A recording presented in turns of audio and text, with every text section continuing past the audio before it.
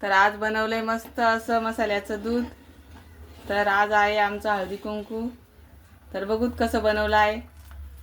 श्री शिवाय नमस्तुभ्य मैत्रिणींनो, मी आहे अंजली कुंभार। माझ्या यूट्यूब चॅनलवर तुम्हा सर्वांचं स्वागत करते। तर आज आहे आमच्या घरी हळदी कुंकवाचा कार्यक्रम। तर त्यासाठी मी इथे मसाल्याचं दूध बनवणार आहे, अगदी कमी साहित्यात आणि अगदी सोप्या पद्धतीने। चला तर मग साहित्य सांगते। तर मी इथे घेतलेली आहे एक पावभर साखर, 10-12 काजू, 10-15 बदाम, अर्धी वाटी चारोळी आणि इथे घेतलेली आहे इलायची। आता आपण इलायची बारीक वाटून घेऊ आणि इथे मी 1 लिटर दूध गरम करायला ठेवलेलं आहे। उकळतंय तोपर्यंत आपण इथे काजू बदाम थोडेसे भाजून घेऊ। तर इथे मी बदाम टाकलेले आहे। तुम्ही हवं तर तूप टाकून भाजू शकता, मी असं भाजून घेणार आहे। तर बदाम इथं मस्त भाजून झालेले आहेत। आपण आता एका प्लेटमध्ये काढून घेऊ।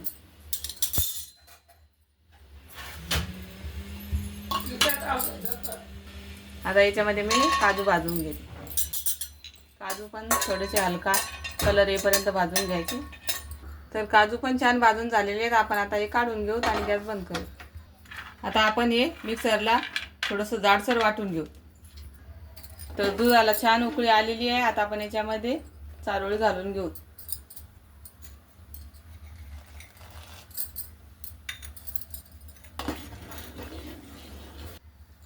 आता याच्यामध्ये तुम्ही तुमच्या आवडीनुसार साखर कमी जास्त घालू शकता। तर मी इथं एक टोपभर साखर घातलेली आहे। आता आपण हे छान उकळून घेऊ।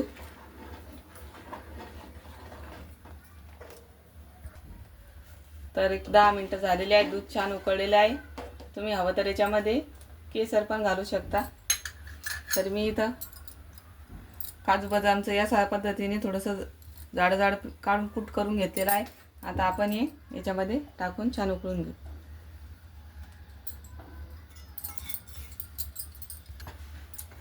तर बघू शकता दुधाचा इथे कलर छान चेंज झालेला आहे।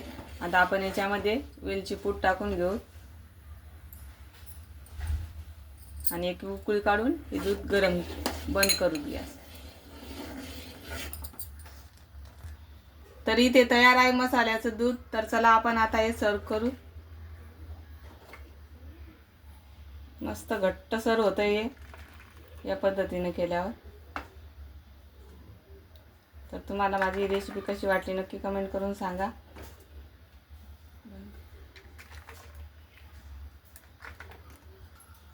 तर इथे तयार आहे मस्त असं मसाल्याचं दूध।